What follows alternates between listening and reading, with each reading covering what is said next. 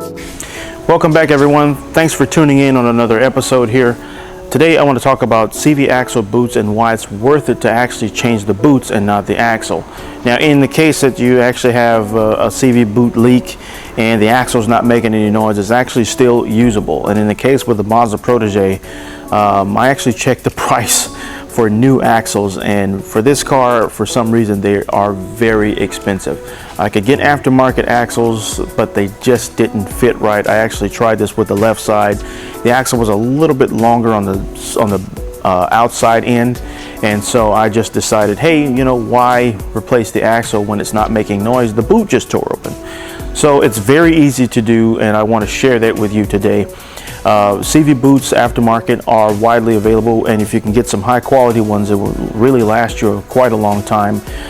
With the exception of a few cars, some CV boots are not changeable on some cars. Like I've seen that on certain Mercedes and certain BMWs, or some of the Euro cars. So you may want to prepare for a little bit more expense when you're dealing with that issue on those. But yeah, it's very easy. I'm going to share that with you today. So I'm going to get started here in just a second, and I'm going to show you exactly the boots that I'm going to be using. And these are just some of the high quality boots that's available on the market. And just remember, when you're doing this job, you're going to need to do a little bit of cleanup, because that's exactly what I have to do. Since it's the right side and it's the inner boot, the inner boot kind of spewed oil and, you know, some axle grease and things like that on the alternator and on the inside of the chassis area. And so you're going to need some high quality cleaners or some high strength cleaners to kind of dissolve that grease and get it all off everything. So I'm going to show you how to do that. And yeah, so here's just a few of the aftermarket parts that are available for use on the Mazda Protege. These are some high quality boots. I've actually replaced the inner and outer on the left side with these, and it's been holding up pretty well. And here are some various carb cleaners and brake parts cleaners, you know, some solvents to help do the cleanup. So let's get started. Let me show you what we're working at today. Now, when I first noticed that I had a problem with my CV axle, the boot, I had to order it, and it took a while to get here, and I just sort of wrapped some tape. That's duct tape that you see there. I sort of wrapped some duct tape around the axle boot to you know, sort of reduce the amount of grease that's going to fly out of it. But the centrifugal force alone sort of did a number on the boot itself, and as you can see, it helped quite a bit at reducing the amount of grease that it flung out of there, but it still flung it out. So all of this needs to be cleaned up, and this is where the carb cleaner and the brake parts cleaner will come into place, because once you hit it with that, it's just going to dissolve all that oil or grease, and it will make everything nice and neat again. Alright, hopefully if you have to do this job on your car, you have a place that can contain the mess you're about to create, because this one gets pretty messy. Here I'm removing what was the remains of the duct tape from the axle in preparation to remove the axle boots. There you can see the damaged part of the boot that was spewing grease everywhere. To get the axle boots off, you'll need a pair of cutting pliers to cut the large ear clamps from the axle boots to free them. Don't worry, you won't be reusing these, as the new boot kits come with new clamps. Once you get the clamps off, you can remove the axle from the boot.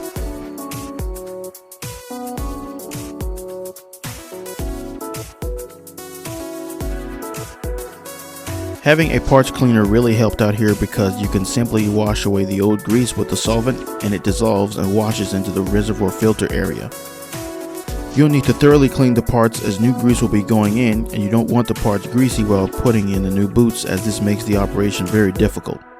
Since you're replacing these boots, you can go ahead and cut them off once you get the clamps removed. This speeds up the repair process.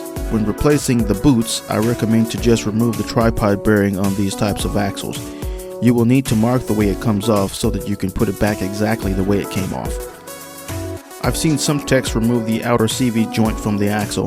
This is fine. Just remember that should you do it this way, you will need to replace the locking ring, and sometimes on aftermarket boot kits, they don't fit too well and are slightly different and can cause issues going back together. I would simply avoid that by doing it this way. Wrapping the joint with a towel prevents the balls of the joint from falling out and prevents any loose solvent from making a mess. The clamps will need to be removed from the vibration dampener in the middle of the axle. It needs to come off when replacing the boots in this manner.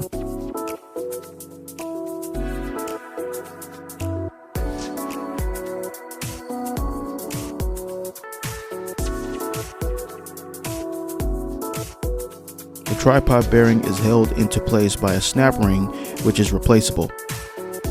Let's move to the table vise to remove the tripod bearing. Simply take some snap ring pliers and remove the snap ring. Now when the bearing was put on, it more than likely was heated and thus expanded, then cooled to shrink into place, so a bit of force is required to get it off. You can use a heavy hammer and a large punch or drift, or if you have it, an air hammer such as you see me using here. Remember to mark the bearing, as there is more than likely a top and a bottom.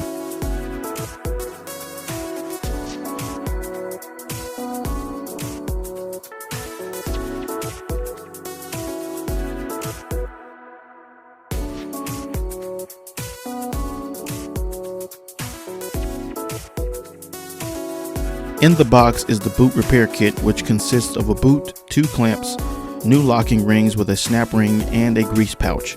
When you first buy the parts, open the box and check to see if all these parts are present, as you don't want to get to this stage of the repair and discover that something is missing. You'll want to inspect the parts to make sure they aren't damaged either.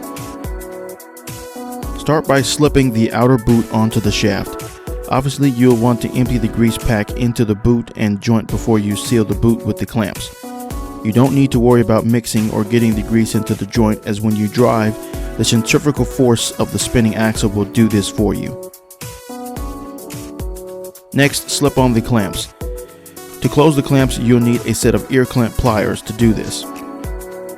Before tightening down the clamps, move them in such a way that the ears of the clamps are facing 180 degrees away from each other. This is for balance purposes, or at least it makes a lot of sense. I was taught this technique from an old school factory trained Mercedes technician. I don't know how significant it is, but it sure does make sense. Next, slip on the vibration dampener and then the inner boot, followed by the tripod bearing. The contents of the inner boot box should be the same as the outer. Once all the components are in the proper order on the axle, install the new snap ring included with the kit.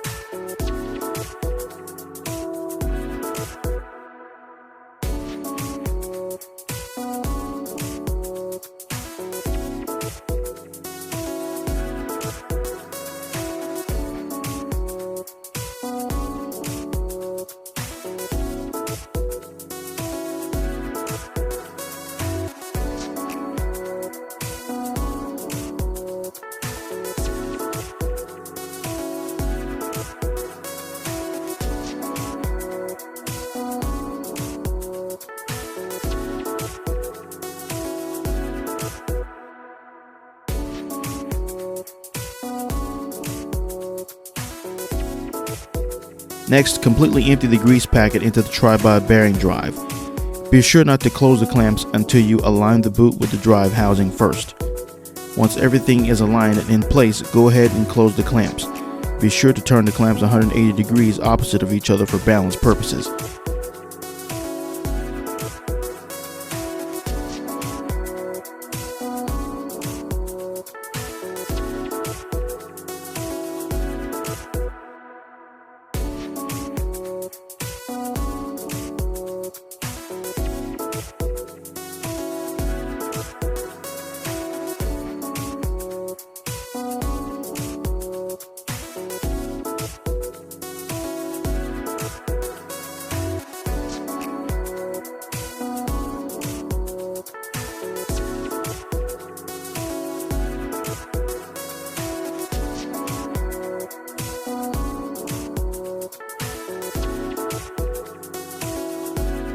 For the vibration dampener, I was out of clamps, so I used large zip ties to secure it in place instead.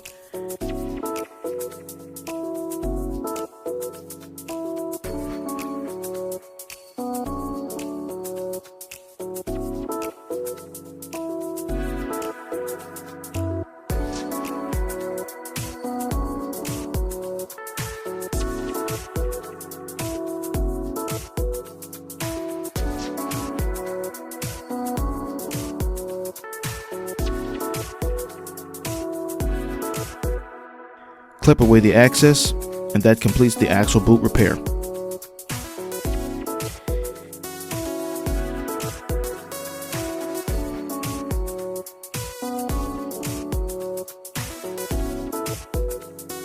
Now, before installing it back into the vehicle, the chassis and the rear of the engine needs to be cleaned of the grease that was flung out of the boot. This is simple. Just use the brake parts cleaner to dissolve the grease.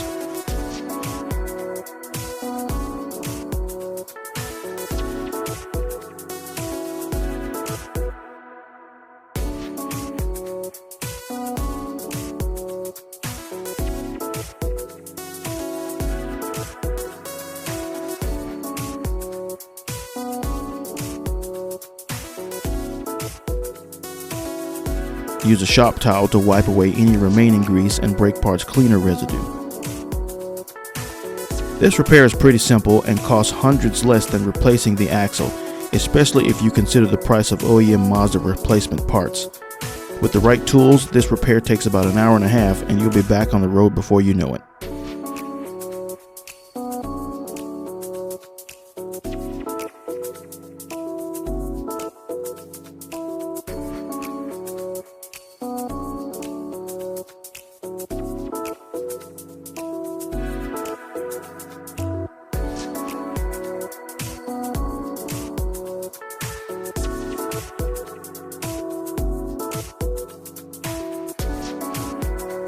All right, so there you have it. I hope this little demonstration helped you to see just how easy it is to change both inner and outer boots on any CV axle.